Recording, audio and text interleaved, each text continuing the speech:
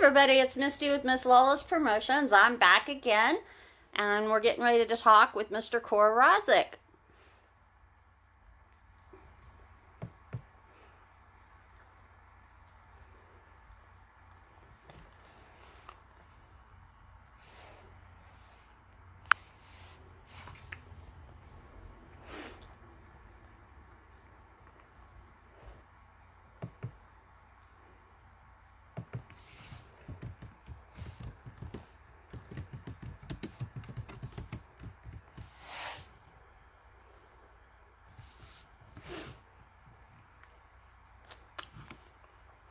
How you doing, everybody?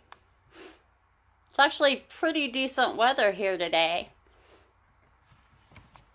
I still got a little bit of this bronchitis, so I had to take a break in between these two interviews and take a little bit of cough syrup, so hopefully I don't choke on you guys.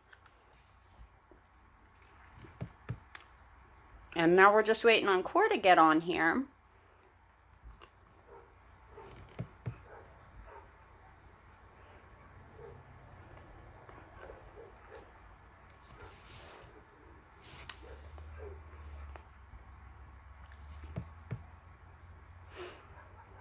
How have you guys been doing? Everybody doing good today?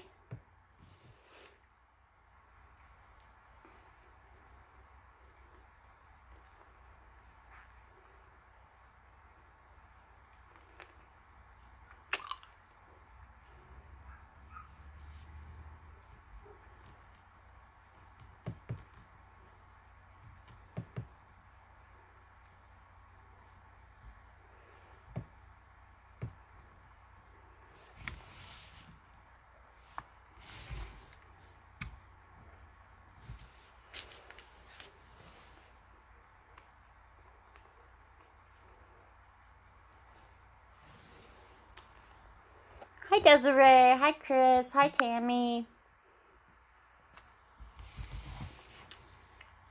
Hey Rich. Waiting on Kore Rozzik to get on here. So I can add him to the conversation. And so we can talk with him a little bit about what he's got going on.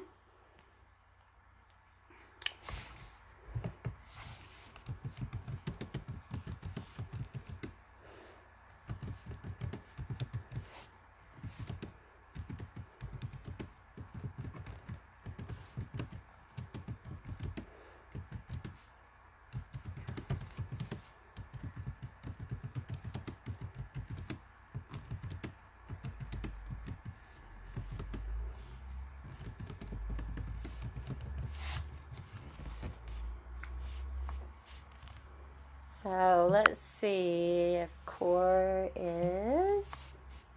I don't see him on here yet.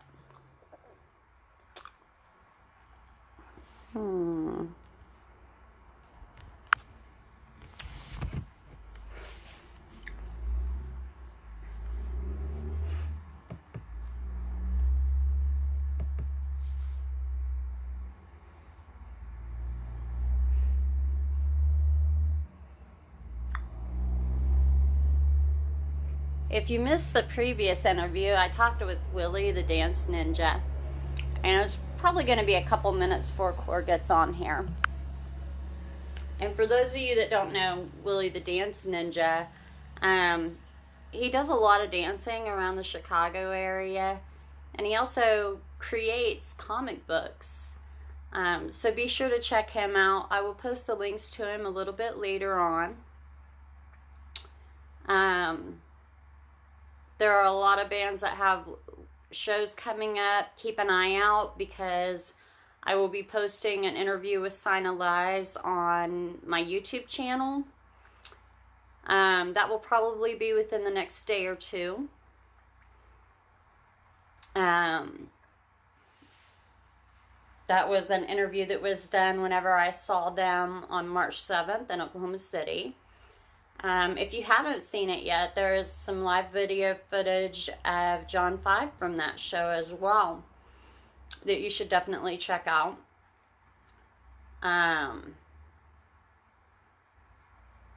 Hey, Good afternoon, Scott. How are you?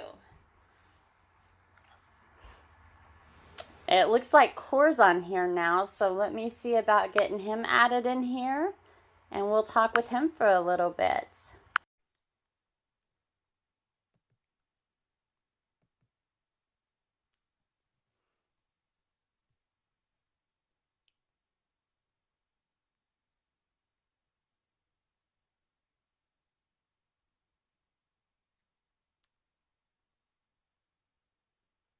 Core has some live shows coming up, and I'm going to make him talk about it a little bit. But if you get a chance to see him live, definitely go see him live.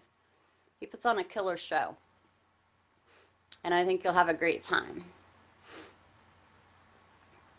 It says it's adding him, so let's see if we can pull him up here.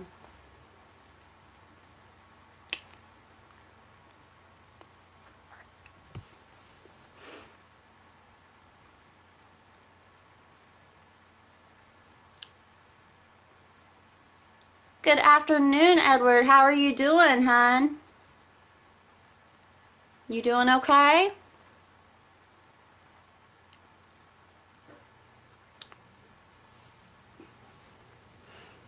Once I get done with these interviews, usually within a day or two after the interviews, I post those on my YouTube channel too.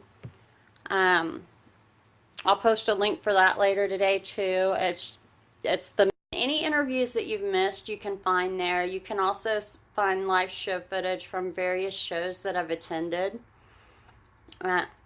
Maybe find some bands that you haven't heard of before, and maybe find interviews with bands you haven't heard of before, and go check them out. You know, there's some really great musicians that I get to speak with and that I get to go to live shows of and catch a little bit of footage from.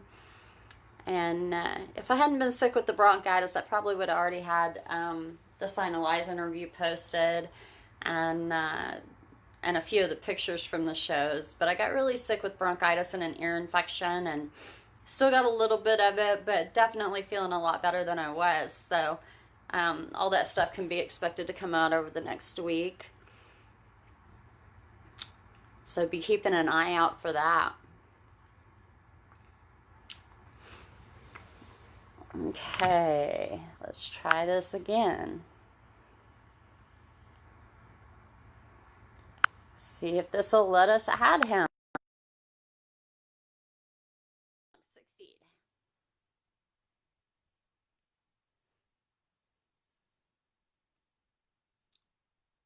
For whatever reason, it seems to be giving us a difficult time today.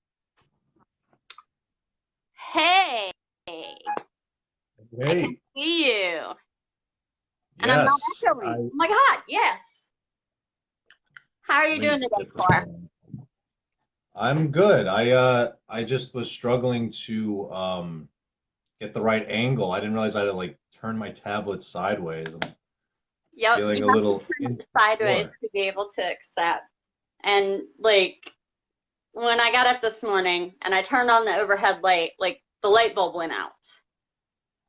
Yeah. So yeah, the whole, this takes two lights in the light fixtures, and I don't have any light bulbs, so I didn't go down to the store and get any either. I didn't have time for that. So I have like shitty lighting in here today. So all you have in lighting in my room is like the front doors open. Yeah, I got the lights on and the windows open, and it's a little too bright for my taste, but I don't really like having the front door. I like it better whenever I've got like the overhead light and that's it. Because the sunlight, the way it comes in the front doors, kind of it's just brighter than the overhead to me.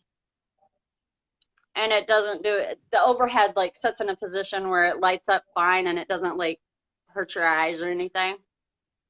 yeah, I got like one of those like movie set lights, but the bulb died out, so I gotta yeah, no, like I gotta find the right bulb for it because we've done like video shoots and stuff in this room, and before it was just like super bright, but oh, I guess the lighting is good enough for now. It's probably one of the At this least is it's probably one not of the a black earlier light, interviews right? I've done.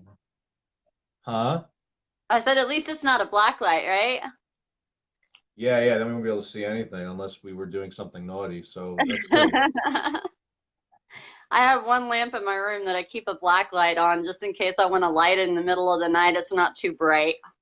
I'm like weird. Hmm. Yeah, black lights are cool. That's good.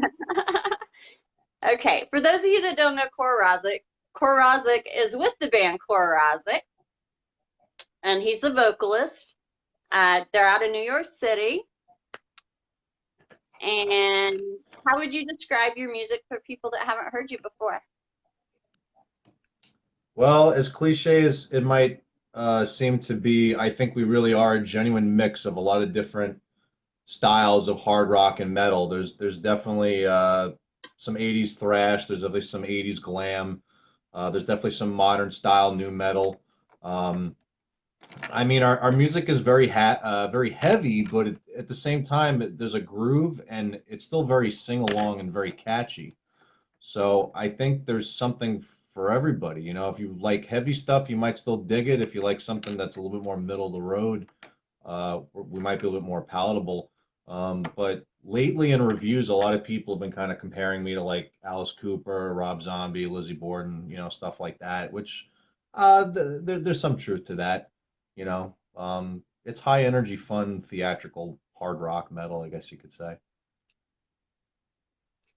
How did you get started into music?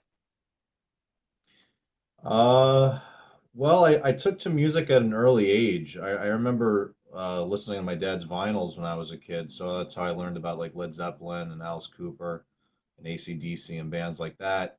The first band I really liked was Queen, and I wanted to be a drummer actually when I was a kid.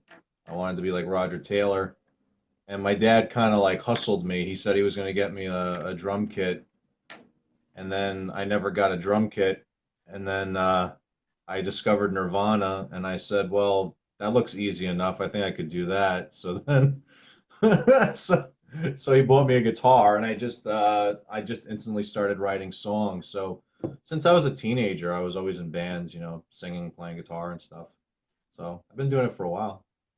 Do you listen to specific genres or do you listen to all types of genres? I listen to a little bit of everything. I get a kick out of a lot of the overproduced, like fake, fabricated, like modern pop music. Like Nicki Minaj and things like that. Like it's not metal in any sense, but I get a kick out of kind of what it's trying to do. So I'm pretty sure in the future I'll write songs that are metal, but they'll be kind of quirky and kind of hip. Because on the second record, I'm definitely gonna be referencing like Instagram and Facebook and how people are obsessed with, the news and everything. So, um, because a lot of pop, it has that kind of pop culture in it where, they kind of reference what's going on at the time. I mean, it kind of timestamps it a little bit, but I think in a way that's kind of cool. So, I appreciate that stuff to a point. And most of it's just really like just fake and non genuine, but I still get a kick out of that stuff. So no, I do listen to some pop music. I like old school hip hop, but I, I I certainly gravitate more towards 80s metal for whatever reason. So I try to make sure my music doesn't sound exactly like 80s metal because I don't want to be pigeonholed as a throwback artist. But I think that's where most of my roots are from. Who is your favorite pop artist right now? My favorite pop artist right now. I don't know. It's like I don't think I could pick one because most of them are, as I think most, unfortunately, I feel like most modern day bands, regardless of the genre, I feel like most modern music, everyone's really good in like small doses. You know, they all kind of have like one or two decent songs, and then that's it. I can't really get into it. Um, I really liked Katy Perry's earlier albums, not so much her newer stuff, and I would say the same goes for like Lady Gaga. I think Kesha's kind of cool. I really like that song that she did with Alice Cooper on his last record. Um, but I mean, even though people don't, even though people are getting really sensitive right now, I'll always love Michael Jackson. So I will continue to listen to Michael Jackson because I'm not going to defend him, but that new documentary that came out, it's a little loose to say the least. There's been a lot of accusations about Michael for years, but it's all kind of hearsay anyway. So I mean, even though that's been a thing, it's been a thing for years that he may have been a pedophile, but he was never really proven guilty. And then now you got these kids who are now grown adults who, even when they were adults recently, testified in his favor. Now all of a sudden they're just mysteriously coming out and saying all these things, and And suing it's the not community. I think that's the part that gets me. It would be one thing if you were coming out and saying something happened, but so many of those cases were a situation where they were suing for money, suing the estate, and it's like it seems like extortion, you know. I'm sorry, but if it's not extortion, you shouldn't be suing for money. You know, you should be right. prosecuting, definitely. Um, Yeah, but the money factor is I what just always threw me on the allegations. Because if it yeah, wasn't I a mean, celebrity, anybody else that gets accused of that, they don't get sued for money. They get put in jail. They get right, prosecuted. and he never did go to jail. So, and again, of course, he had money for the best lawyers, and I don't doubt that if he did do something, he obviously had the resources to shut people up and things like that. I'm not saying that it's not. That's what I'm saying. The story is not unbelievable. You could believe it, Agreed. but I also think that it's just kind of funny that it's coming out now. You know, Agreed. he's been dead for a while, so I mean, this could have came out right after he died. You know, why? You know, it just seems like a weird kind of a cash grab. Again, I'm not saying that it didn't happen, but I have my suspicions.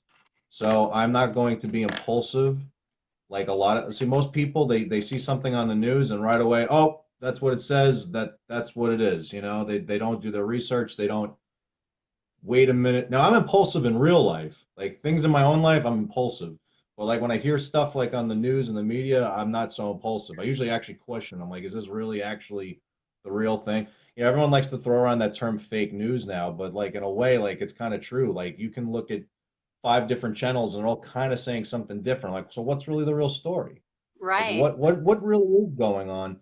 And I almost feel like with certain things, it's almost like I feel like right now, like the news has been quiet. There hasn't, except for the recent thing with New Zealand, but it's almost like they kind of pick and choose when they want to mess with us, when they want us to get upset about something.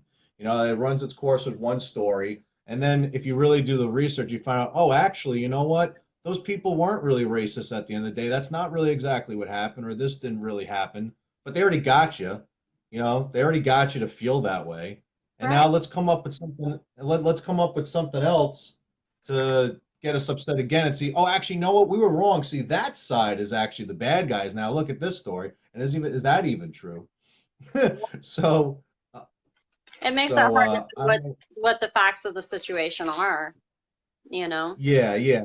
So with that being said, like, I don't know what happened. Is it possible something happened? Absolutely. The guy was Michael Jackson was certainly a strange character to say the least.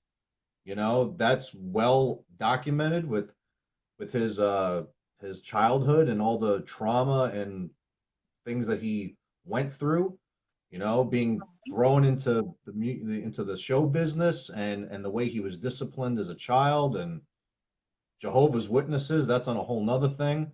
Right. Um, and certainly when someone doesn't have a proper childhood or a healthy childhood, which unfortunately most of us most of us don't really have a healthy childhood at the end of the day. I mean, there's only so many Right. people that really came from a perfect family. We're all affected by it in some way, uh, whether we, you know, just write really good music and leave it at that, or we have trust issues or commitment issues, or we end up playing with little boys. So, you know, Well, uh, hopefully we don't end up being in that boat, but right, right, and I'm completely against pedophilia. I can you know, I think if you study psychology, there might be some reasons why that exists. I think it's very unfortunate that it exists. Um, Based on Michael's childhood, could that have led him to do something like that? Yeah, it's very possible. But I guess the point I'm getting at is because we're going off the rails, but that's okay. Is that I'm still gonna listen to Michael Jackson's music. I mean, I the still listen music to his is the music. music. Yeah, I mean, the music is good. The music is what it is. It's timeless. It's been a part of our lives, and And it you inspired a lot know, of things that musically and dance wise on stage that we see still today. It yeah, helped absolutely. to evolve. And regardless of what the man did or didn't do in his personal life, he was still a very talented musician. Right, right. So I guess we're only talking about this because we brought up pop music, but yeah, I mean, Michael Jackson has influenced me in many ways musically. Let's put that out there musically. Right? Um, Musically. musically, I'm getting really good at this. This way they can't get me. It's like Well, I wasn't trying but to yeah, get you, no, promise. right. But I'm influenced by all different types of music. I always kind of said that I wanted Kore Rozzik to be metal for the masses, where we're still metal at the end of the day, but there's certain things in it that people that may not listen to metal could also enjoy it and want to actually come see us live, because either A, the songs are still catchy, you can sing along to it. It's not necessarily a you know get in the pit and get hurt type of a show, and it's not that type of a vibe. It's more of a jump around, jump up and down, raise your fist, sing along type of stuff. Right. And then obviously yeah, and then obviously just because of the show with my theatrics and my in between songs I crack jokes and ramble on and whatever the hell, I don't even know what I'm going to say half the time, but it's usually either a joke or I'm trying to voice my frustrations with life. So there's a lot going on with our live show. So I just always wanted it to be kind of this dare I say, kind of crossover thing where, even if you didn't grow up listening to Metallica or Megadeth or whatever the case, you still might actually like Kore Rozzik at the end of the day. So, Right. yeah. Now, what type of things that influenced your last album? Was it just life surrounding you, personal things, friends, Yeah, musicians? so Vengeance Overdrive is the first official full-length record from us, and it's also a concept record. I think art kind of slightly imitated reality in that sense. Um, it's very much a New York record, whereas the second record will be more of a United States record. It's solely based in New York, and it basically the story is that Kore Rozzik's this like kind of outcast, overlook underrated rocker who has a bunch of angry ex-girlfriends and angry ex-band members that pretty much come together and slander him. Um, you don't really find out in like this in the story verbally what those stories or rumors are, but basically just his name is smeared, he's ruined, and he's pretty much exiled out of the scene. Nobody wants to book him, nobody wants anything to do with him. And basically he meets a mistress who is multi-dimensional. She's probably like a reptilian or something like that. I don't know. The story's pretty wacky, like, and you wouldn't know. I really need to explain it more to people. But basically, he meets this mistress, and she's just kind of like, she like gets him all wrapped up in lust, and basically he starts killing some of her clients. She's like really evil, so like sometimes she like will kill her clients, and he's doing this for some sort of sacrifice or some form of power.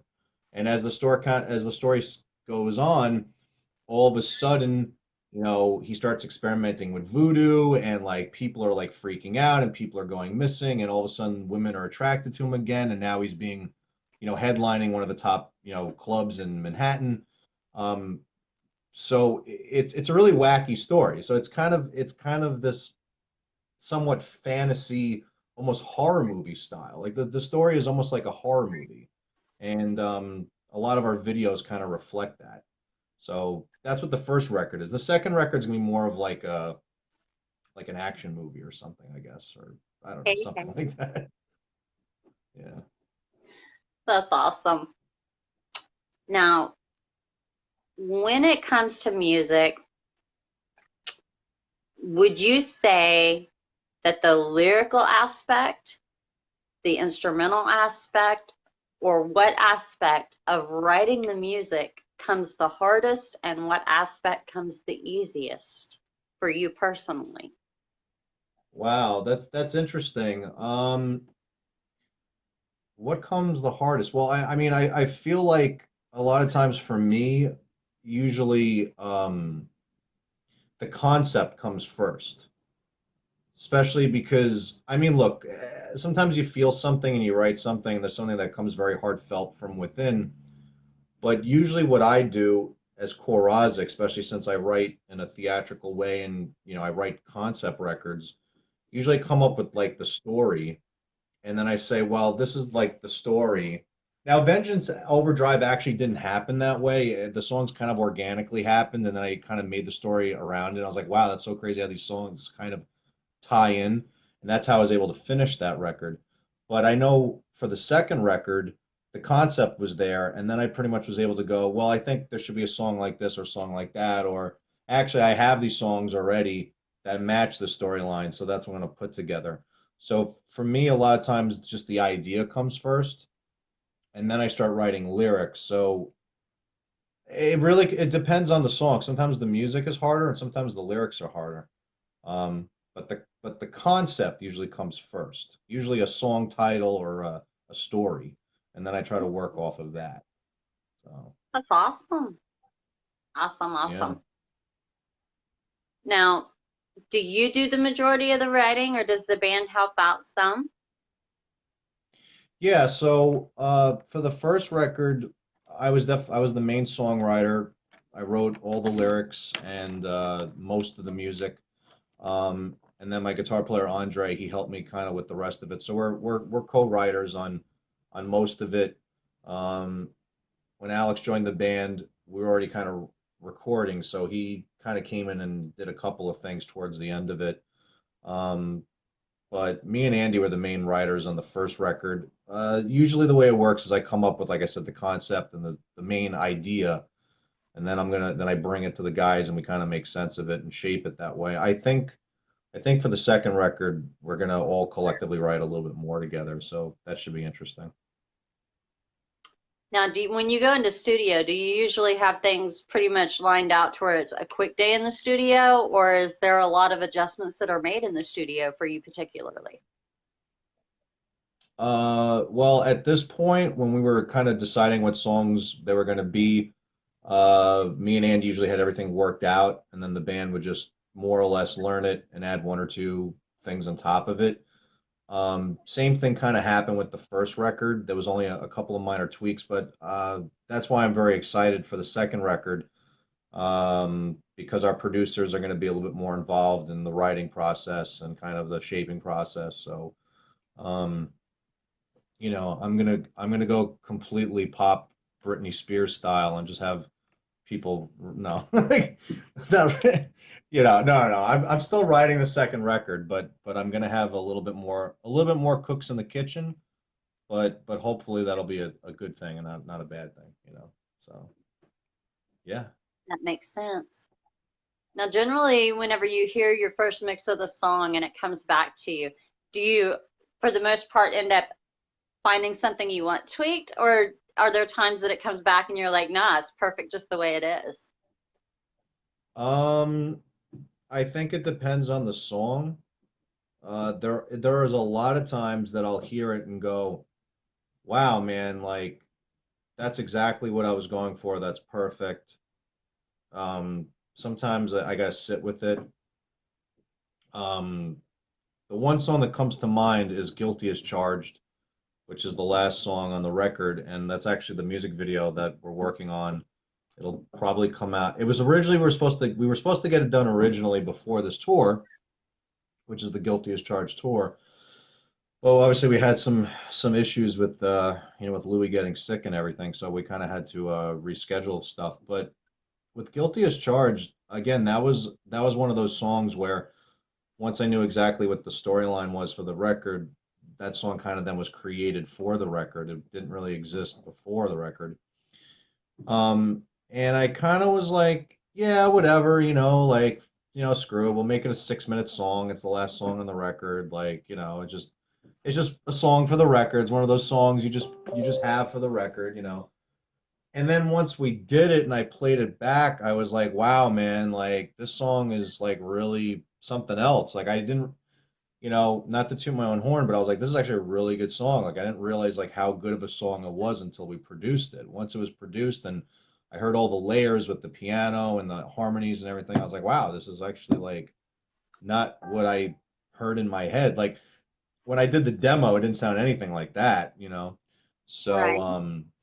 so that was a good example of like, you know, when you hear something back and you're like, wow, this is even better than I expected. So that's good. That's good when you can kind of surprise and impress yourself. That's pretty cool. When you're working on music, do you ever find that there's a time when you get stuck on a song? And if so, do you go back to that song later and maybe revisit it and see if it works out differently later? Absolutely. Yeah, yeah, no, I think that's kind of I don't know, man. Like it's crazy, you know. Like I hear like all these stories of like some of these classic songwriters. I know that I was reading up recently because I'm a big Ramones fan, and when they did the song "Pet Cemetery," that like Dee Ramone literally wrote it in like 40 minutes. You know, again, Ramone songs are very straightforward and simple, but they're great. Um, Unfortunately for me, that almost never happens. Usually, my songs brew for anywhere. I mean, could be endless time. Um, uh, I mean, Mistress was a concept I had for the longest time until I finally did something with it when it really just naturally took shape and everything. Um, let's see. Bitter Rat, well, that song has been sitting around for a while. Can't Stop was newish. But yeah, a lot of times I have a concept and I kind of write it down and then, you know, I'll go for walks and I'll think about it and I'll write things down again and go back and rework it. So yeah, usually for me, songs don't come together that quick. It's usually there's an infinite amount of time that it works, but sometimes that's the best thing. You just kind of put down good ideas, and then later on you come back to them, and either they feel better, or if they feel worse, you don't use them until they feel better again. But yeah, but that's kind of what I do, especially with Kore Rozzik, because like I said, we're very story based. You know, my band gets angry at me sometimes because they're like, "Hey, man, you know, what about this song we spoke about or demoed back in the day or whatever? Let's put that on the second record?" And then I'm like, "No, that song belongs on the third record because the third record has this type of storyline." And they're just like, "What?" Like they're like, "What the hell's wrong with you? Like, just put that's a good song. Like, just do it now." And I'm like, "No, no, no. Like, do it later. It'll make more sense later." Uh, which might be silly on my part. But yeah, so my process is a little messed up. You know, like most people are just like, you know, singer-songwriters and they write what they write and there's no real rhyme or reason. If the song is ready, they just put it out. But for me, like I think the first 4 to 5 records are going to be concept records, and it's going to be this interesting kind of timeline um, where, at least in my mind right now, for a lot of the songs I have written, to me it makes sense what records they should be on. It might eventually get to the point where there'll be no time frame. It'll just be like Kore Rozzik could just be like Indiana Jones, where like there is no rhyme or reason. Like he's in 1933 in one movie, and then he's in 1921 in the next one, and it doesn't really make any sense. So like, I may eventually do that. It would be fun to eventually do a record that has no concept at all, and it's just 10 songs that we write, and there's no rhyme or reason.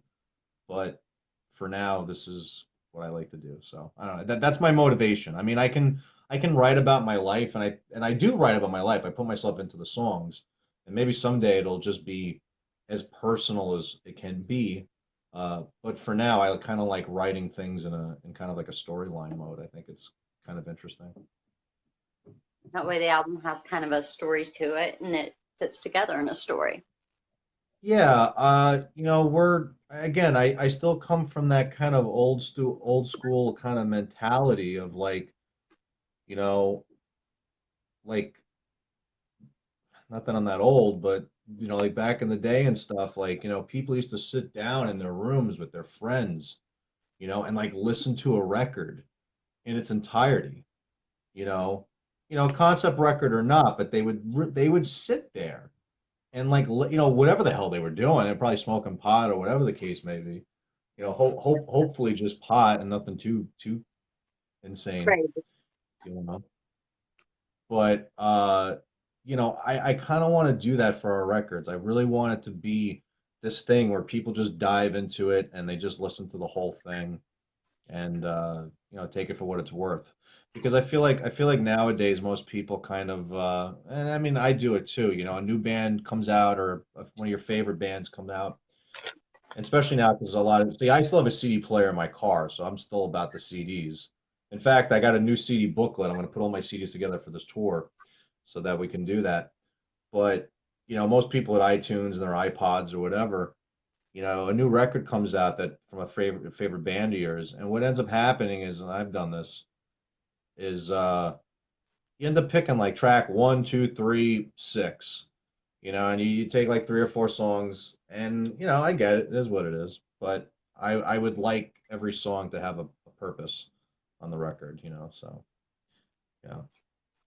You don't have to listen to my whole record, but I'd like you to. What is one of the craziest things that has happened whenever you've been on stage? The craziest thing that ever happened while I was on stage.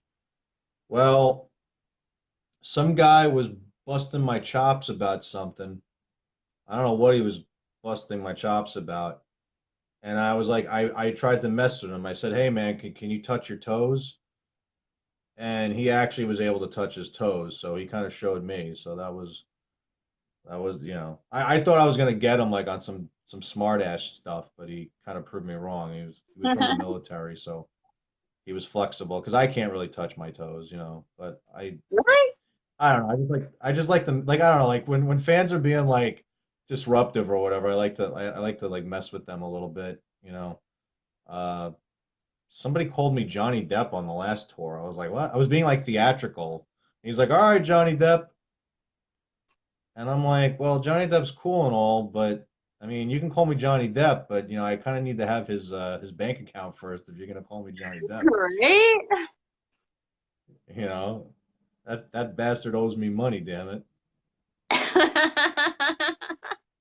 or at least a bottle of that new Dior Suave Edge that he's been promoting lately. I like a good Right. spicy scent. Yeah, so yeah, I've had some people say some dumb shit like while I'm on stage, or maybe even like not paying attention or whatever, and then I just throw some water on them or something. Usually gets their Well, attention. when you were at Rocklahoma, I would have appreciated some water being thrown my way, dude. Yeah, I know. I tell you, man, those open air festivals can be really brutal. When you're in like a real warm climate. I remember, I mean, we did that 2 years in a row, and like, I'm so glad I never got sun poisoning. I was always putting on so much sunblock. Um, I mean, I kind of brown decently, but I prefer not to. So, but I remember that first year, man, I was so drained. But we were literally walking around for like 3 days, man. And the last time we did Camp Jaeger on that Thursday, Hmm. and they put me on in the afternoon. I wasn't the first band, but I was like, I don't remember what time it was. It was like 4 p.m. or something like that. And my dumbass decided to wear a full vinyl suit. I had like vinyl pants and a vinyl jacket and like I don't know what the hell I was thinking. And I remember they had this like little trailer off to the side, and in between songs, I was literally running in there and just dumping water bottles on my head. I mean, I really probably could have gotten a heat stroke from that. That was really stupid of me. But if I go out there in like shorts and a t-shirt, somebody would probably be like, "What the hell?" So, um, so yeah, I wouldn't. I would be yeah, like, it's hot enough for it. Um, yeah. That Lisa was has a rough. couple of questions for you. She wants to know how many songs did you write because of some crazy chick? Who asked that? Lisa Haynes. Oh, okay. Hey, Lisa, how you doing? How many songs have I written about crazy chicks? I mean, probably 40% of all my songs are probably about crazy chicks. Women have motivated me in so many different ways. um, yeah, I mean, Vengeance Overdrive is, you know, is like again is about a lot of people that um did me wrong or I had sour relationships with, whether, like I said, whether it was ex-band members, you know, just scene drama people or ex-girlfriends or people that would at least want to call themselves my ex-girlfriends. So, you know, Dirty Little Secret, that song is about a friend of mine who unfortunately passed away. But you know, she was definitely, for a lack of a better term, a groupie.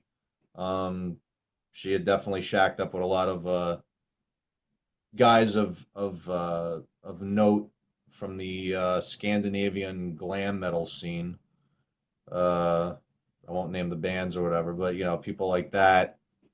But she was a good friend of mine, and I was motivated enough to write the song about her. But she unfortunately passed away in a car crash, and it's really weird because there's a skit before that song, and I had a voice actress do it, and I tried to explain it to her, and the actress really nailed the voice down almost perfectly. It almost sounds like my friend who passed. So it's kind of, even though it's like a comedic sexual skit, it's for me it's kind of um yeah, you know, it's interesting.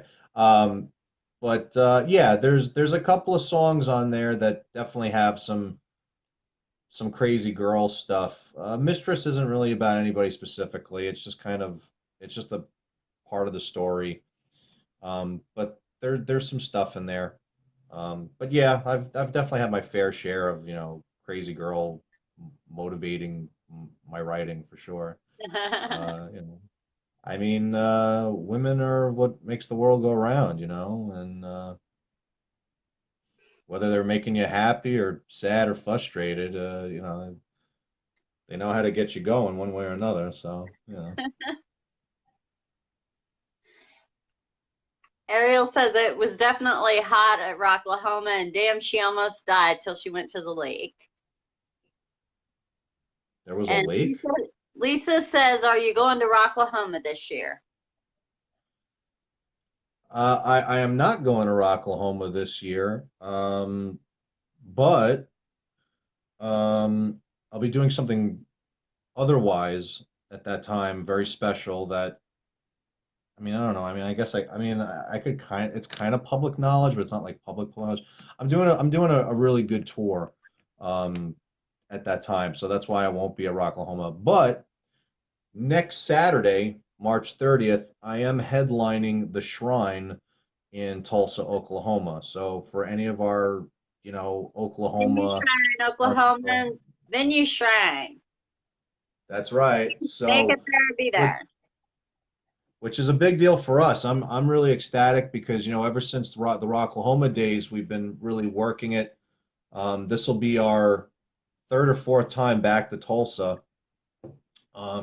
And it's really cool because the last time we were at the Shrine, we were supporting OTEP, um, on tour, and that was like a Tuesday night or something. And now we're coming back to headline that same place on a Saturday. So I mean, not too shabby. I mean, we've made Tulsa one of our top markets so far. We have a lot of love and support there. Awesome. So so yeah, we won't be at Rocklahoma, but we're at least making an effort to at least once or twice a year come back to Oklahoma and still play for everybody. So, you know, Oh yeah. I figured mission accomplished. Yeah, you know, Amen to that.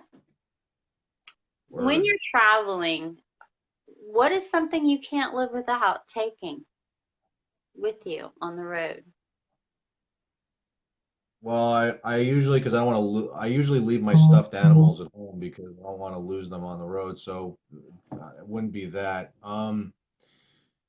Well, uh, vitamins. I know that sounds really, really, really cheesy. Um, but I always have a giant bag of vitamins and supplements to keep me healthy. Um, I always bring a good bottle of whiskey, either a bourbon or a rye, one or the other. Which one's your And favorite? uh, well, I think by nature, I like most of all Wild Turkey products. I prefer the Wild Turkey stuff, whether it's their regular, the 101, their rye is very good. They got this new one called Long Branch, which is being promoted by Matthew McConaughey. That's a really good bourbon. Um, I like a lot of Crown Royal too. There's some good Crown Royal that I drink. So usually I have a bottle of something just to kind of get me through them tough times, because I love being on the road, but sometimes it's stressful living in a car, for a couple hours a day and whatnot. Uh, I don't excessively drink, but I usually like to have a sip before I go to bed. And definitely music. Obviously, you got to listen to music while you're in the car so it doesn't get too boring. Right? And yeah, because sometimes, you got anywhere from as little as 2 hours to as much as like say 7 hours. It depends on what day and what the routing is. How far out you got to go, especially when you start going more west. It's a long drive. And then lastly, I try not to have too much of it because I don't want to look sloppy on stage. But Amen. once we get to those certain markets, I definitely got to have some Jack in the Box. I like my Jack in the Box. So there's Crystal there's a says you're a handful sweet of talker. what's that? Crystal says you're a sweet talker. Crystal who? Um, well, it just passed off of here, so now I don't know. Um, let's see. Oh I yeah, can't pull it back up. I got it. Crystal from Toledo. Okay. Yes, thank you, Crystal. Yeah, I'm a sweet talker, when I want to be, I guess. I don't know. Lisa says I mean, she hey, will look. see you in Effingham. Oh yeah? That's All what she right. says. All right. Works for Gary me. says Blackberry, LOL. And he hates Oh Matthew yeah. McConnelly or Macaulay. Um, He hates him? yeah, he hates him. And he wishes he'd crash on one of those Lincolns. Damn, he does hate him. Well, I mean, if he drinks too much of that wild turkey, he'll probably crash one of those Lincolns. I don't know. Gary, do you not like how he talks? Does his accent like piss you off? That like I'm kind of Southern, but I'm also trying to kind of hide it, like thing. Is that why you don't like him? Ariel There's probably says she'll some see movie. you in Battle Creek, Michigan. That's right. Yeah, we hit the road. Our first show is this Friday, in Mansfield, Ohio, at the Electric Company. Um, Tell everybody actually, all the shows that you remember and where all you're going to be. yeah, this is the flyer right here. It's all the dates. Well, read them off. So, Tell us where all you're going to be at. all right. So Friday the 21st. No, not that one. Sorry, Saturday the 22nd. We're at Mansfield, Ohio, at the Electric Company. Then Saturday the 23rd, we're in Cincinnati at Legends Bar and Venue. Sunday the 24th, Battle Creek, Michigan, Music Factory. Monday the 25th, Fort Wayne, Indiana, at Carl's Tavern. They got good wings there. Wednesday the 27th, we'll be in Chicago, Illinois, at the Elbow Room. Oh, hell yeah. Are you in Chicago? I spent every school year growing up in Oklahoma and every summer in Illinois, in Joliet area. Oh, wow. So they're both home to me. And every summer I go back and visit Illinois. So, like, half of June I will end up being in Illinois. And the other half All of June right. I'll be traveling a little bit everywhere. But yeah, so they're both home to me. Okay, so you're in Oklahoma now then. I'm in Oklahoma now. Um, but like I said, I grew up spending, you got family in both areas and parents aren't together anymore. And instead of going to my dad's house during the summer, I got sent to my grandpa's, and he was just on the outskirts of Joliet. So every school year was with mom, and every summer was with grandpa up in Illinois. That's a pretty cool mix. That's a nice like separation. I think it Um, definitely shaped me into the person I am, and because I had a little bit of both worlds, yeah. and I had the arts and the culture that they have up there that here at the time really wasn't as big of an arts and culture area. Mm, that's interesting. So then Friday the 29th, we're in Effingham, Illinois. We're playing America's Groove Record Store. It's pretty interesting. We're playing a record store in a mall. They have this like back room in the record store where they have bands play on the weekends. So and they have my CD for sale and everything now. So that's cool. And then Saturday the 30th, we're in Tulsa, Oklahoma at the Shrine. Hell yeah. So that's going to be a fun time. We're going to stay there for the weekend and party. We need to get you And playing then Oklahoma City more. well, see, I was trying to get something Possibly in up in Oklahoma Lawton. City. What's that? Or possibly up in Lawton.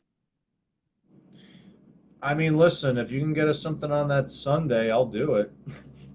Hey. I'm down. Monday, April 1st, we're in Dallas, Texas at the Prophet Bar.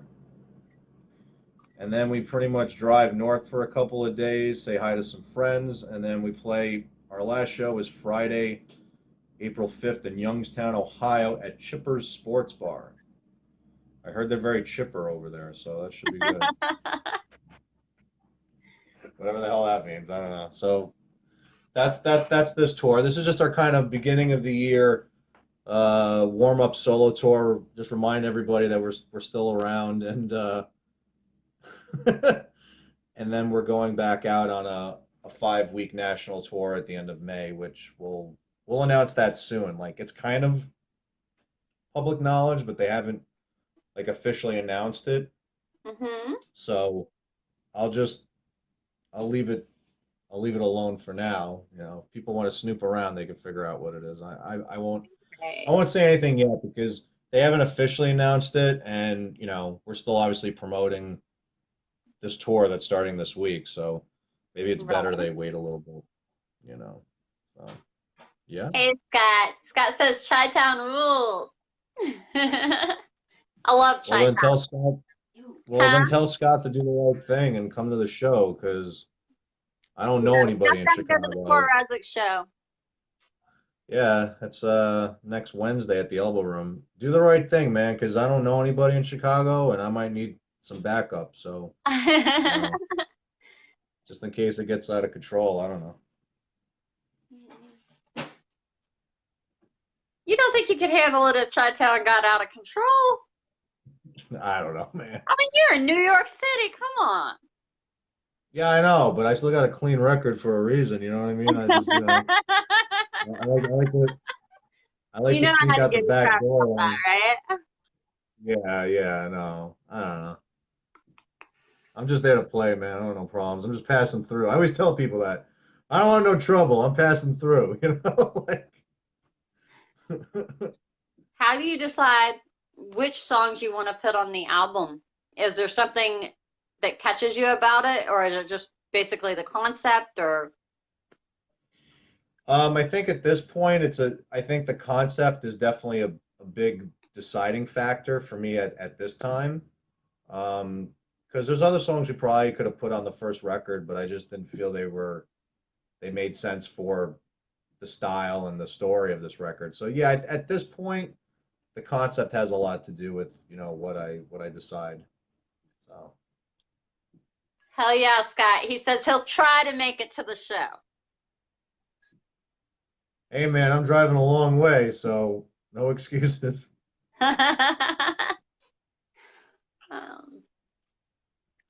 Lords. Now, tell me a little bit here, okay? How do you pick out album art and t-shirt designs? Good question. Well, how? I don't know. Yeah. Yeah, just from my mind. I mean, most of our artwork is designed by a local artist named Joey James, who's very talented.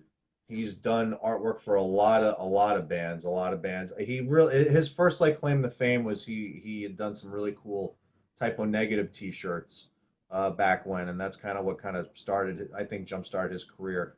Um, but I feel like I have a very unique relationship with Joey. I feel like I get him to kind of draw a little bit outside the box compared to some of the other stuff that he does.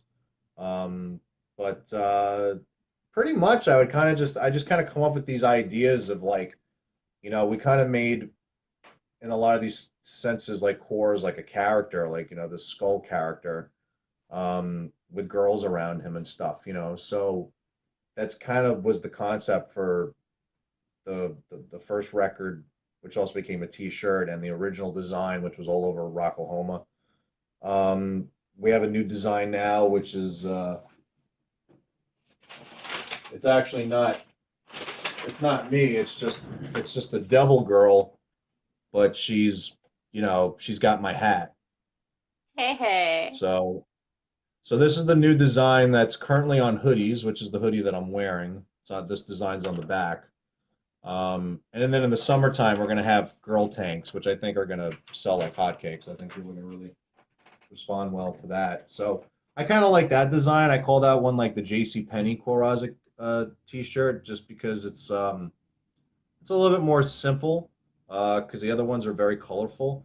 But I think it's more like I think it's something that girls will want to wear. So um, I don't know how I come up with the concepts. They just kind of come from my mind. But I always think from a concept standpoint and just kind of from a what I think people would want to wear.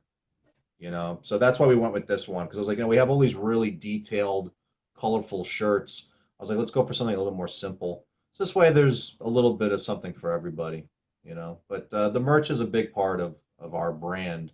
Um, we have really, really attractive, colorful, detailed shirts, and I think people like that because I think it kind of takes them back to like the Iron Maiden shirts or like the Megadeth shirts, those type of things. So I think people really appreciate that. Um, I have one shirt that kind of has my face on it, which is the one shirt that I designed. I did this like abstract thing where it's like it's my face in two places and it has my hands, and I think it looks great. But the band always jokes with me because it's like the lowest selling shirt. It's like the least popular shirt, so they always kind of make fun of me for that. But I think that shirt will eventually outsell the others in time.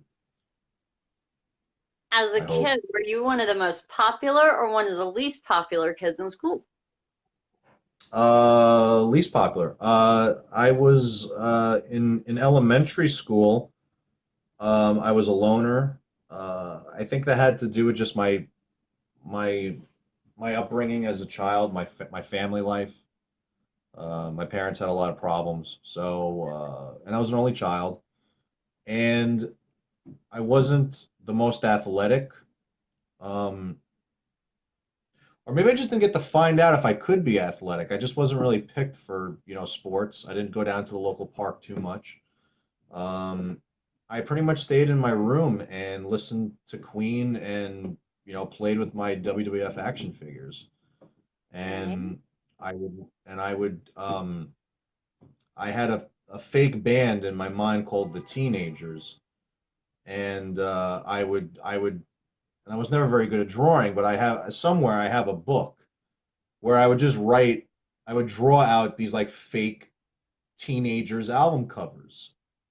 And it would show like the band and say the teenagers and whatever. And then on the back, I would draw like 1 through 10. I'd write these like fake song titles. So like, I was already in my mind, I was kind of, Creative already. fantasizing. Yeah. So, I think by the sixth grade, I had maybe one friend who turned on me, going from fifth into sixth, because he decided to be part of like some other cooler group or something. I didn't really start having friends until junior high school, and then I started, in my adolescence, I started having some friends, um, but the opposite sex was still kind of foreign to me. Uh, I was confused for a while, but I eventually realized I really did like girls. But I was too weird and like pervy and weird. Like girls weren't really like I would just say stupid things to them and like they weren't very responsive. So it wasn't until my hair cooperated with me and I graduated high school that then I started, getting girls or dating girls or whatever. So but yeah, I was never the popular kid. But what's weird is that I went to a small high school, and even though I wasn't that popular, and even though I didn't really get any girls, in my yearbook, I was voted most likely to be famous. So, Okay. so I mean, I don't think they jinxed me. I mean, I'm not like, you know, I'm not like Katy Perry famous, but I mean, I think I'm more famous than anybody I went to high school with. How would You you know. say that the events in high school, would you say that they influenced you musically as well? Not just in that time frame, but in your writing as you got older. And do you think that that helped or hindered you when it came to getting up on stage in front of people, having been kind of the underdog there? I really like this question because it's stimulating a lot of things in my mind. I think it I think you hit something on the head with that as we psychoanalyze my childhood. I think it helped me a lot because in my mind I was always very angry. And I still to this day I'm very much an angry person sometimes. I'm trying to learn to love myself and really be appreciative of what I've created and what I have. But I was always very angry. I was very angry that my parents didn't have a healthier relationship so that they could love me properly, so that I wouldn't have this insecurity complex that there must be something wrong with me, and this is why, why I'm not popular or whatever it is. But for me, I always felt that I wasn't normal. I still don't consider myself normal. For everybody else that's normal, your stage is every day. You have the stage every day. You have your cliques, your groups, you're popular. You go to the bar, everybody knows your name. You do your little barbecues. You're on stage during the day. You have your friends, you do whatever you do. When Kore Rozzik hits the stage, that's my time for you to pay attention to me. That's my moment to be cool. That's my moment to be popular. So I reveled for those moments because that was my time to show everybody, hey, I got something to show for. I'm worth something. And now I'm fucking cool and you got to fucking watch me. So here we go. So so it's funny as we're talking about that, but it's true. I always felt like the outcast, but I felt like when I was on stage that then at that one moment that I was popular, I was cool, And that and you certainly as belong. the Kore Rozzik character now, as I've developed the character, as Kore Rozzik, I'm invincible. I really can do no wrong when I'm Kore on stage. So that's my moment. If I'm absolutely nobody for 22 hours of the day, that's fine as long as I have my moment on stage. You guys could have the rest of the day. I'll just take those 2 hours, you know. That's awesome. I love that answer. Yeah. I do. I do. I like that question. See, Yeah. they keep telling me, Corey, you need to go see a therapist. It's like I don't need a therapist. I just need people to interview me. If we just do enough interviews, Do some we'll get interviews, to the write bottom some of it. music, work it out, work it out, work it out. Yeah, we'll just get to the source. You know what I mean? I just need to do like maybe 10 more of these, and I'll be cured. Well, I didn't mean for you to have to work out like issues on camera and stuff, but No, it's fine. Listen, like for better or for worse, I've always been brutally honest, and that's gotten me in a lot of trouble. especially with women, because sometimes you really there's just sometimes certain things I'm learning now as I get older. There's just certain things you shouldn't tell people. You know, uh, yeah, because I you haven't feel learned better that saying it. yet. Yeah, because you feel better saying it, but then you're not being considered for the consequences of how other people are going to feel about what you say. So sometimes you should just not say anything. Not that you shouldn't lie, but you just shouldn't say anything. You know. Well, see, I made you say something. See, that's what the question was me making you talk. See, you feel Well, like this you're is being what happens. interrogated yet? No, actually, no, I don't. No, no, no. Because sometimes women make me feel like I'm being interrogated, actually. But no, no, this is healthy. This is good. I'm gonna be able to move on with my day with a smile and be able to complete all my tasks now. Hell yeah. Um, that made me smile. You made me lose track of thought right there. Sorry. uh, What are these people talking about? We got any interesting comments coming in?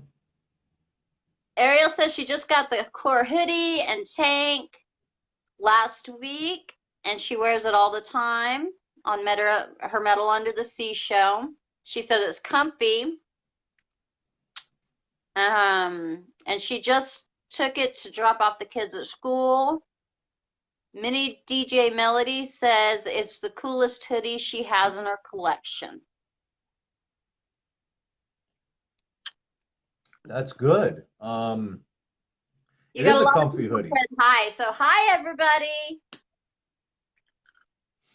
It is a very comfy hoodie. As you can see, I'm wearing it too. I mean, I probably if it felt, I mean, if it probably didn't feel good, I'd probably still be wearing it. But no, it's really comfy. I'm really proud because this is the first hoodie design. We've been putting off making the You got hoodies for a zip up really the long front. time. Those are my kind of hoodies, zipper hoodies. I know because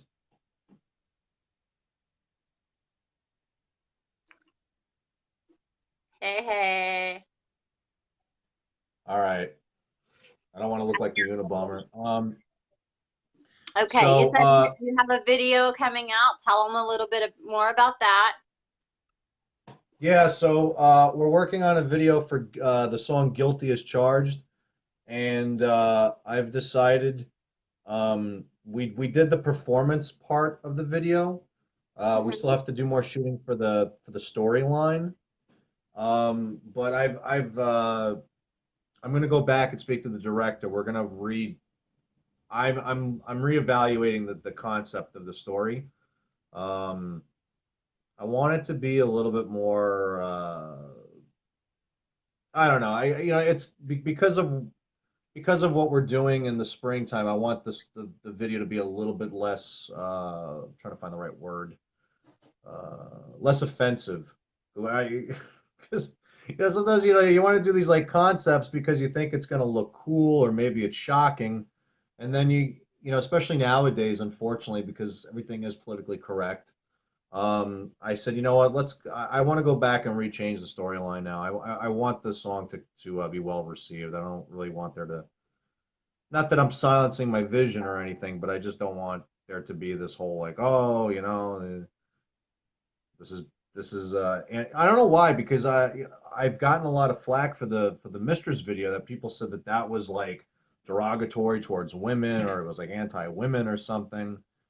Yeah, I don't know, but this has come up. So we had a similar concept for the next video, and I'm like, you know what? Maybe we should rethink this now, because I don't want to freaking deal with it. Like Right. uh When you these start things. writing a song, you just kind of mentioned how what you originally had in mind for the video kind of changed. When you start writing a song, are there times whenever you start in one place and you think you're going a direction and then it just totally reverses and ends up being completely different than you first anticipated? Oh yeah, absolutely. Like for the song "Can't Stop, Won't Stop," um, the chorus, as we know it, "Can't stop, won't stop, come on, come on." That was originally a pre-chorus, and there was this whole like other like ah la la la like chorus thing going on, and that song went back and forth with arrangements for like 2.5 months until I finally said, you know what, man, I think that can't stop, won't stop, come on, pre-chorus. We should just make that the damn chorus and just shorten it and focus and hone in on it. So that was an example of like how, what it started out as or what we thought it was going to be ended up not being, but I think it worked out for the better. Um, that happens all the time, especially with me because I'm extremely indecisive and I'm my own worst critic. And well, I think most of us are. I think anybody that's an artist in any shape, form, and fashion, I think we are our worst critics. And definitely, I think we pick ourselves apart more than we should. yeah. Well, yeah. I mean, I think also too, I've become more that way in recent time because when I was younger, I was just writing my songs in this room actually, for myself and just to get out whatever ideas were in my head at the time. But as you get older and you want to build a career in music, depending on what your goals are, what your demographic or whatever, again, me being that my goal is to kind of have a broad audience. I'm not just trying to attract, everybody that listens to Megadeth or everybody that listens to Motley, whatever it is. So as you start writing, you start going, well, is this catchy enough, or is this, is the song too long, or like, you start thinking about stuff that creatively at a different time you wouldn't even care to think, you wouldn't even think about it. But now that I'm like in the music business, and everybody wants, everyone's got ADD and everybody wants you to have these songs that are 3 minutes and 30 seconds, which the average Kore Rozzik song is more like between 350 and 420, which I don't know if I can compromise my music any more than that at this point. You start thinking about those things, and those things sometimes make you circle back and change things because you're trying to appease these stupid rules that have been planted on the industry, you know. But you can't So please yeah, that all the happens a people lot. all the time. Yeah, yeah. Well, I try to find that happy medium between satisfying myself and then, people that are going to listen to it and then hope that the industry also wants to get behind it too, because, that's half of the battle right there, man. The industry is just so crazy. Do that. It's Yeah. definitely evolved over the years. Oh yeah. How would you say that you have evolved as an artist from the time you started till now? What has been one of the biggest changes for the better, and what has been one of the biggest changes that maybe wasn't really for the better? Uh, well, I think I think just as time as you progress, I think I think I'm a better writer now, uh, just because I'm able to filter myself, a little bit more now. Um, and I have the knowledge of all the years of writing and obviously,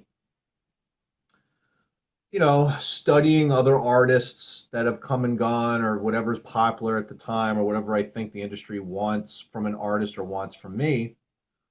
So I have all that knowledge now, but at the same time, I have that knowledge now, so that makes me even more, indecisive and schizophrenic because I'm like, well, should I go completely this way, which would be very, digital and poppy because that's what the new Papa Roach record sounds like or whatever, and that's what the industry is going to want to hear from Kore Rozzik so that they back Kore Rozzik, or nah man, screw that, just make a in your face thrash record and all the metalheads will appreciate and respect you for keeping it real and that'll get you to the mountaintop. It's like I don't know, and again, me as a music fan, I listen to so many different genres that I don't know if I could really just it's hard for me to just stick myself into one headspace of one type of a thing.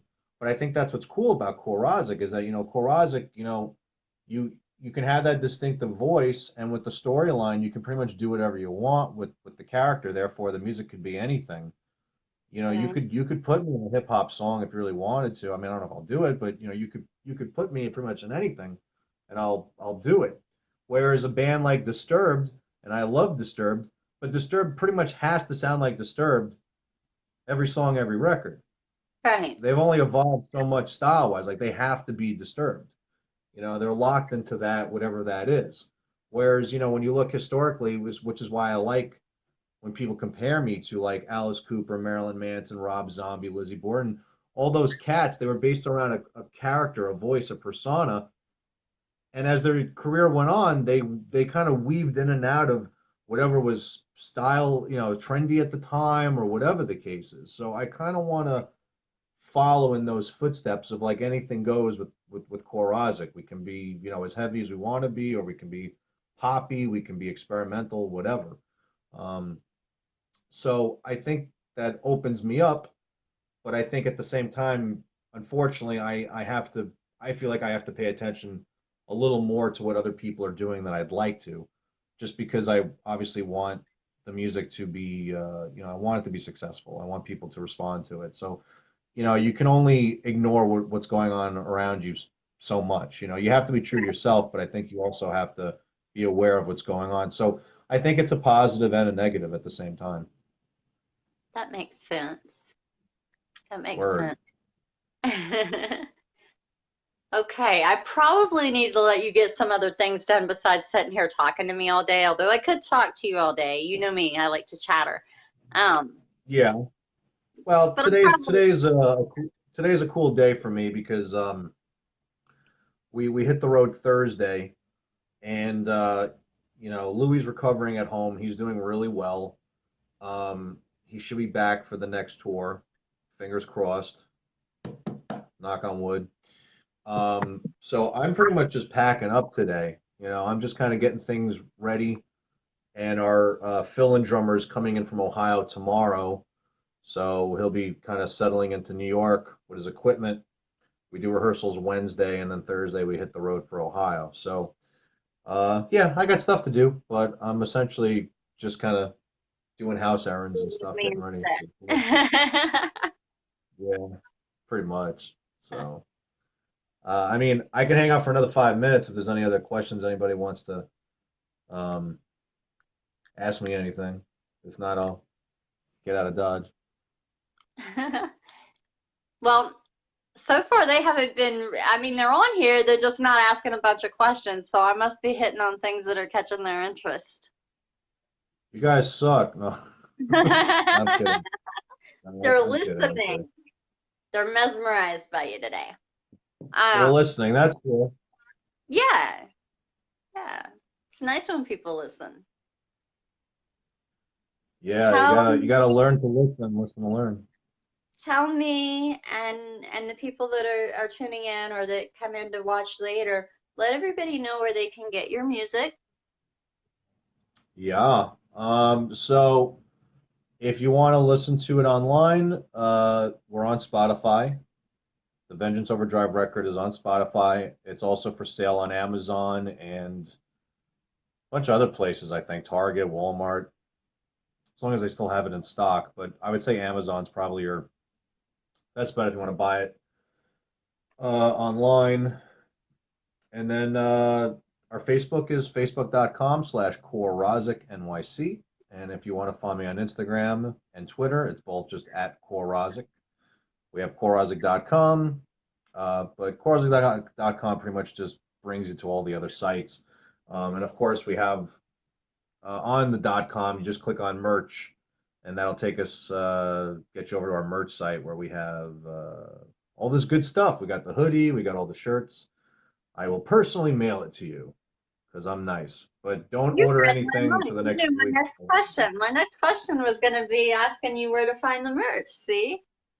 You're good Yeah, like that. go to KoreRozzik.com and click merch, and you'll see all our stuff there. But I would advise people if you're in any of those markets that we're playing, just come see us and buy the merch in hand. Because if not, if you order something like later this week, you will not see it for at least a month because I won't be here to send it out. So So if yeah, you're in an we got area good he's stuff. touring, get your merch at the show. If you're not in an area he's touring or willing to make the drive. Now, I don't want to hear about distance being an excuse for somebody not to go to a show. I have driven out of state to see a show. Okay? Right. So I think that excuse is kind of out the window unless you don't have a car. Yeah, but we have pockets of fans in different areas. I tell people all the time, like just carpool it, man. Like put it together or something. It's Right? like the best thing you can do, you Amen know. to that. And But it's good gas too. that's right. But yeah, things are cooking for this year. We got a lot of exciting stuff coming up. We're gonna finish the music video. We're hitting the road Friday, and we got some other really good big things to announce shortly. So Awesome. yeah, yeah, man. Is there anything new coming up that we haven't talked about that you want to get out there? Well, the only thing I can tell you guys without giving the full details is that we're going to be putting out a handful of videos this year. By the end of the year, there's going to be a lot of content from Kore Rozzik. So you're going to have a lot of stuff to really sink your teeth into. There's going to be at least 3 music videos coming out. After this tour, we are going to be doing another big tour in the later springtime, late May to late June. It'll be officially announced shortly, so look out for it, but it's a great opportunity for us. We're going to be doing a big festival at the end of the summer. Not announced yet, but that's coming up. And we're also going to be doing a very short West Coast run around Halloween, and that should be announced shortly too. And probably in between all that, we'll probably do another short solo tour somewhere in between all that. So our year is kind of being planned out now, which is very exciting. And we're just hoping the fans will come out and support us. And we're just pretty much praying for Louis to have a speedy, successful recovery so he can be on the road with us for all this good stuff. So yeah, that's my 2 cents. Okay. Somebody had a question for us here. Yeah. They said, you touched up on any interesting things. Everyone is a critic today. And when do you think you decide the music is what it is? What it's going to be without compromising what the music industry music should be and not what it ought to be. I think what this person's asking is, when do you decide that the music's where it needs to be, and where the compromise point is? That's a really good question. That. I think it's a great question. I think it's a difficult one to answer. Because when could be a couple of different answers. When could just be, hey, listen, man, like I kept all these like everything we just spoke about, I kept all these factors in mind, and you know what? The song is done. The song's been recorded, and you know what? At that point, if they don't like it, tough shit. Like I already made it, and I can't go back and rewrite it.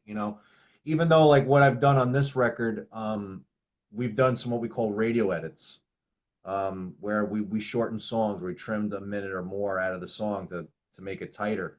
So sometimes you can do that. I personally feel when depends on where your career goes. Because I've seen there's a lot of artists out there that had a very big commercial high point. They got that money, they got that fame, they got that clout. And then in their later years, like they're not really doing like top 10 hits anymore, but they still put out records. For those artists, that's probably when they probably stopped the compromise. They're like, listen, man, I did this, or I did the top 10 hit thing already. Like I'm getting older, like I just want to do whatever the hell I want to do. So I think for me personally, it's the same thing. I think at some point when I'm more established and I have a couple of records in, I might just like not care anymore because I already have my fan base and they're gonna hopefully support me. I think a good example of like when did Metallica feel that way? Probably it's Saint Anger. That's probably when those guys were like, all right, screw this shit. We're gonna have a crappy snare drum, and who cares? Because we're Metallica and everyone's gonna love us anyway. So that's probably when Metallica gave up, you know. But but for me, I'm still kind of establishing myself as this eclectic artist. So I think at this point I have to take certain factors into consideration. Not that I conveniently or totally convert my sound over to sounding like Katy Perry or something crazy like that, but just that you take certain things into consideration if you think it may help make the music a little bit more palatable. Again, it really comes down to what your goal is. Like I said, my goal is to make metal for the masses, something that's still very much metal, but that's something that maybe someone who doesn't normally listen to metal would get behind Kore Rozzik. So that's my goal. And like, again, I may, the first record's very heavy. I mean, maybe by record 5, I'm like, screw this. I just want to make a straight up thrash record and show people how much I love, listening to Megadeth and Overkill as a kid. Like maybe that's what I'll do. Um, but yeah, I think I think when is it just depends on the artist. But I do think a lot of artists as they get older and they've gotten their 10 seconds of fame or their top 10 hit or whatever, they may not be as concerned about that anymore and they just write whatever the hell they feel like it, which, it has mixed results. Sometimes it's even better and maybe sometimes it's not, depending on what you like. Because there's some people that like certain artists that they only like their top 10 hits. They don't like their B-sides, you know? Okay. So I think, so it's, yeah, it really just depends who you're talking to, but I think I answered that question. You did. You did. A lot of that answer it varies. It's based on perception of the listener. And I Oh, think he's jacked up on coffee. That's why he might. that's why his question was kind of a little mixed up, but I think we made heads or tails of it and made sense of it. Right. Yeah, I don't drink coffee. Like it's not in my diet. You're good. You're good. But but people can pay me to say coffee because people love it when I say coffee. I So love coffee. And I love you do? cappuccino and I love Dr. Pepper, but I also love water and juice and, Yeah, well that's rum what tea. sucks, man, because I don't use caffeine and out of all the sodas, like Dr. Pepper is like the one soda that and Mr. Pibb too, very similar.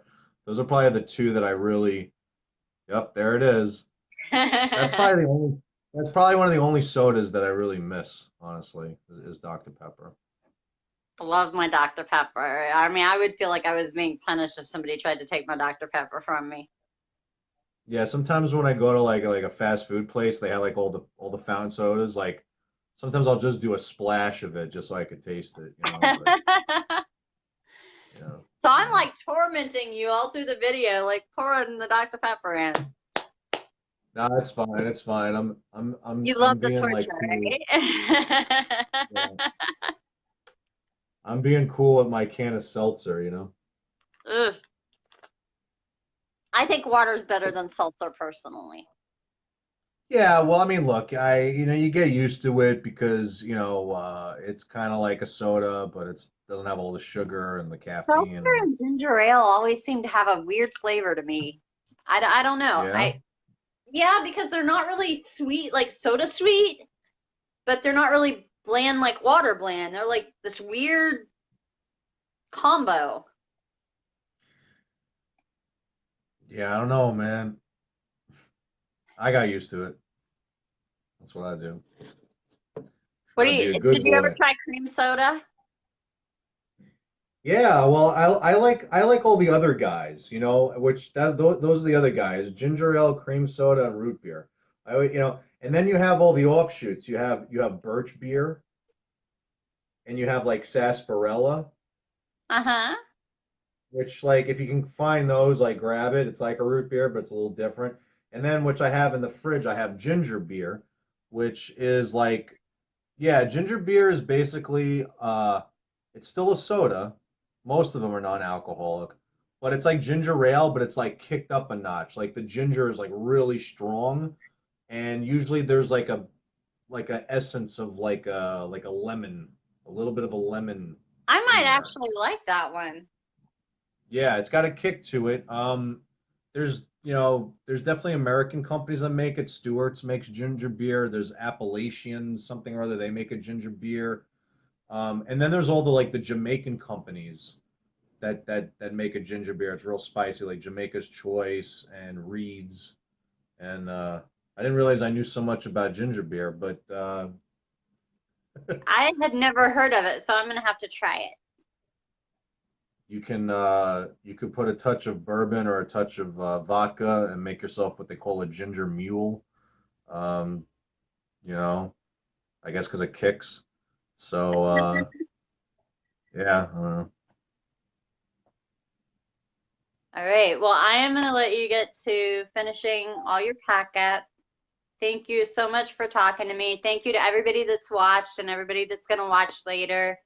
And keep rocking. Be safe on tour. We love you will guys. do. Thanks again. This was definitely a good Welcome. video. It was a good interview, and it was a good therapy session. I feel a lot better about myself. I feel like I can really tackle the day now. You should feel good about yourself. Definitely. You're hella talented. You put on a great show, and I always love attending your shows. You kill Well, it on stage. thank you. I surely do my best, and that's why I'm sitting here with my can of seltzer. Right? I think you're definitely your own worst critic and lighten up on yourself a little bit because you're damn good at what you do. Thank you. Well, I'm gonna do my best, but still still a lot of work to do. So we'll have more interviews. Definitely. Anytime you want to interview, just hit me up. I'm happy to sit and talk with you. Sounds good. All right. Well, thanks again. I'll see you real Thank soon. you. Peace out, everybody. You guys.